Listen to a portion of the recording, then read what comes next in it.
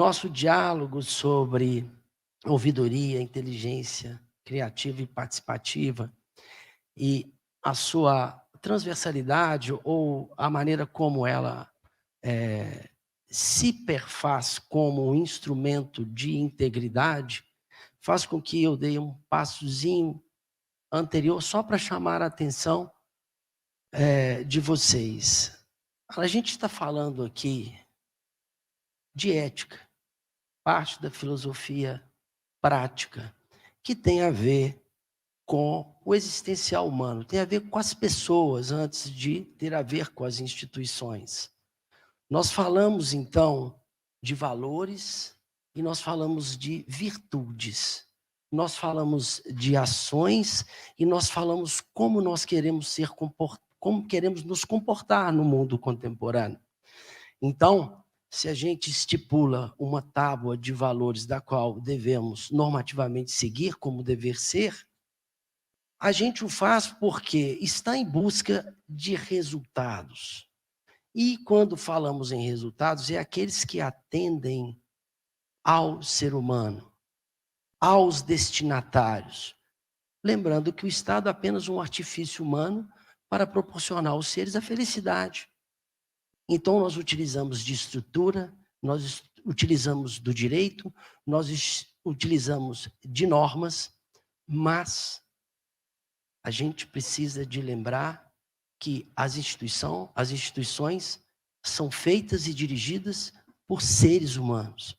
Então, dentro de uma dimensão ética e íntegra, buscar em primeiro plano a humanidade do ser humano que conduz as instituições é o primeiro passo para se buscar resultados. Vamos lá.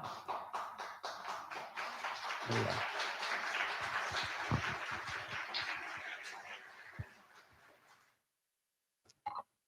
A integridade é o meio pelo qual nós elegemos para fazer com que valores, virtudes que trabalham no campo prático, porque a integridade é colocar em prática valores e virtudes nas instituições, como algo absolutamente humano.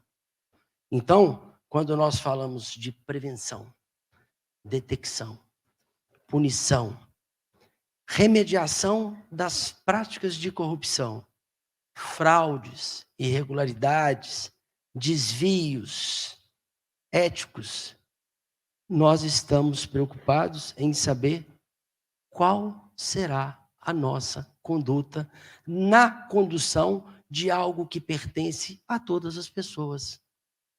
Muito bem, a gente traz primeiro esse brevíssimo exposição, que para muitos é teórica, mas para mim é existencial, porque o sujeito ético é aquele que pratica de forma habitual as condutas melhores e moralmente as mais indicadas, que é formulado pela comunidade ética que dá a diretriz. Entretanto, como regra, a administração pública, instituição feita por pessoas, absorvida pelaquela burocracia, aqui já citada, muitas vezes se perde e não consegue enxergar o seu destinatário.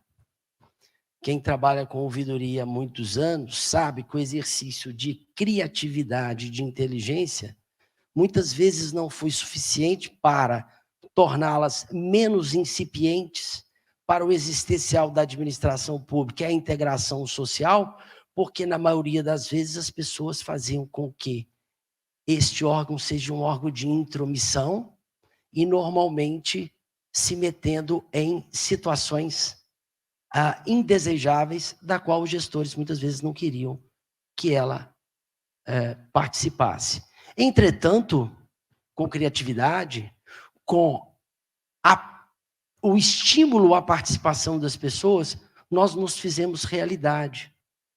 E a CGU tem um papel fundamental nisso, quando entendeu isso como uma função importante no Estado. Veja aqui também o Dias, que foi ouvidor-geral da União no passado, colaborou também com isso, como os outros que lá passaram, e a turma da Controladoria Geral da União elevou o princípio da ouvidoria a um princípio participativo, da qual não se tratava mais de punição, mas de criar oportunidades para que a administração pudesse rever as suas disfunções, as suas irregularidades, de maneira que essa intromissão pudesse reverberar em resultados para quem?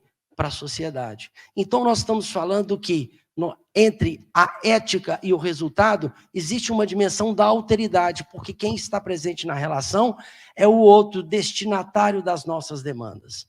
Por isso que penso que a tecnologia que nos ajuda de forma absolutamente a instrumentalizar a nossa cadeia num país de 210 milhões de habitantes, a fazer com que haja ouvidos da sociedade dentro da administração pública e ela possa interferir nos centros de tomada de decisão, faz com que um auditório como esse vá, de forma progressiva e perene, tentar influenciar os seus órgãos para dizer que a importância da qual, do ponto de vista ético e do ponto de vista da alteridade, ou, se quiserem, da ética da alteridade, em que há uma prevalência do outro sobre nós, e nós que somos servidores e que devemos servir e fazer com que isso chegue.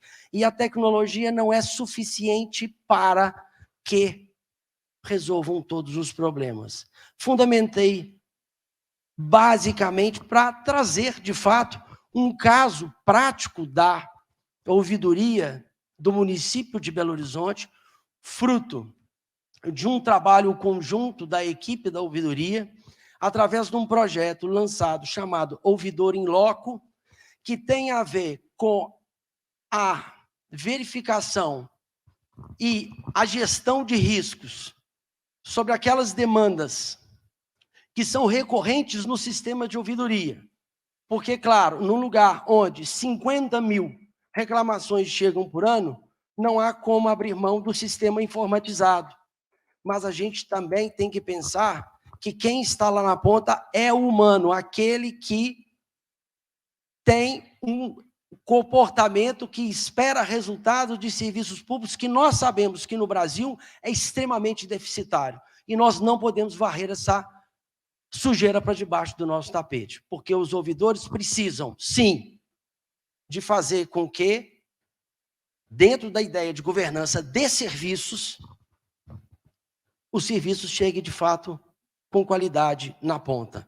E a tecnologia não é suficiente, Moísa, para resolver todas as questões. Por quê? Porque, do outro lado, tem um ser humano que sente e que normalmente busca ouvidoria porque é a última trincheira que ele tem na administração pública, porque não foi ouvido em lugar nenhum, porque senão não teria ido na ouvidoria, porque as atividades finalísticas não deram conta, já foi no saque, já tentou reclamar na própria secretaria, ministério, etc., e bate a porta da ouvidoria dizendo: preciso ser ouvido. Eu preciso da confiança de um último que possa atender um clamor, às vezes de uma mãe, de um trabalhador e de pessoas simples, que nós brasileiros gostamos muito de colocar no nosso discurso de democracia, mas a maioria das pessoas não desce do seu pedestal para atender a pessoa face to face, olho no olho, ouvir o sentimento. É aquele médico que você leva seu filho, que ele não toca mais no seu filho. Ele faz 3 perguntas e receita qualquer coisa e está resolvido. Então, não é isso, não. Nós precisamos, sim, de fazer com que integridade seja, de fato, colocar forma cotidiana, prática, naquilo que fazemos na administração pública, que é servir. O programa Ouvidor in Loco da Prefeitura de Belo Horizonte é aqueles casos sistêmicos da qual o ouvidor sai do seu gabinete e vai para a periferia. É mais do que a ouvidoria itinerante que para numa praça para ouvir, numa quase forma passiva de recebimento de demandas. É aquele que reúne o problema sistêmico e faz como fizemos, por exemplo, na região do Barreiro, em Belo Horizonte, em que sistemicamente a pessoa estava reclamando O problema do trânsito, porque ele saía da cidade vizinha, demorava 2 horas para chegar ao centro de Belo Horizonte, depois tinha que ficar mais 2 horas dentro do ônibus para chegar na sua cidade. E ele dizia recorrentemente que havia um problema.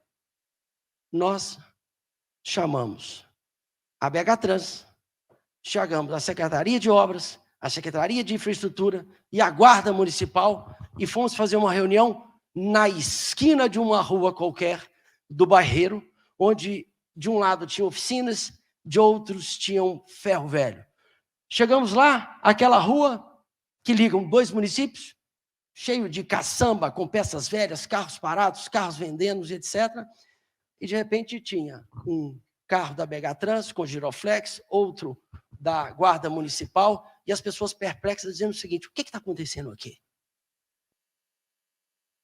A ouvidora da Guarda, tecnicamente submetida à ouvidoria, falou: doutor, o que o senhor está fazendo? O senhor está ficando doido?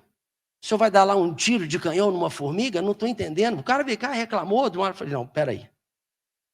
A ideia de desconstrução é isso. Polaridade. Uma normalmente é hegemônica à outra. Se você não inverte, não desloca, você nunca sabe qual que é o lado mais frágil da relação. Essa é a ideia básica da desconstrução, de você construir novos sentidos para as coisas. Chegou lá, o cidadão, diante daquela situação, mal conseguia falar.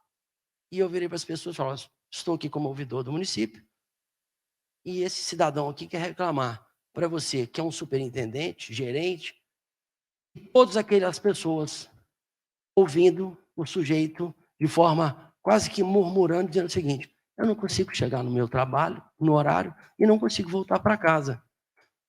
Qual que é o problema? Ele mostrou o problema, não existia uma placa de sinalização. A guarda disse: se não tem placa, não posso multar. Não tinha uma pintura e uma placa de pare. Não havia placa de proibido parar, foram subtraídas por comerciantes locais para manter os seus carros parados de forma irregular e as suas caçambas com ferro velho de forma irregular. E a Secretaria de Obras descobriu que ao final da avenida poderia fazer uma obra simples de alargamento para que os ônibus, numa via de mão dupla, pudesse transitar. E a pergunta que eu fiz: quanto tempo? O cidadão que expôs para vocês quer saber em quanto tempo ele vai poder chegar em casa para descansar, para voltar no dia do trabalho. E fomos e fizemos uma ata. Na volta, tudo, ainda mandei chamar 2 comerciantes dizendo o seguinte: está vendo aquelas câmeras lá? A partir de hoje elas vão filmar as pessoas que vão subtrair as placas. E subtração de placas é dano ao patrimônio público e apropriação indébita.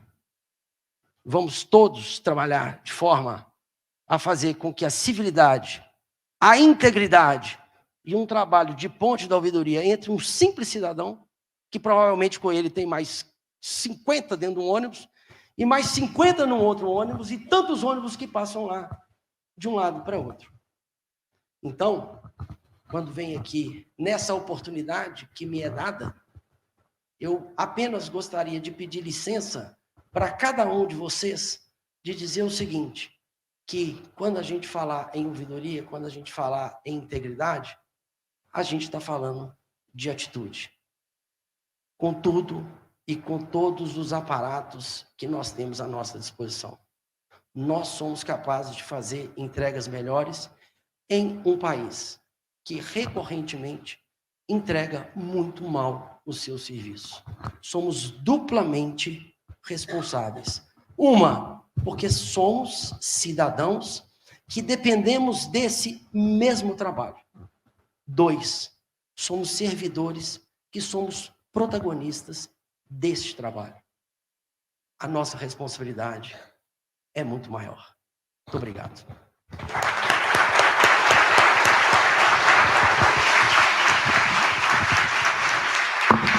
Parabéns, Gustavo. Muito obrigada.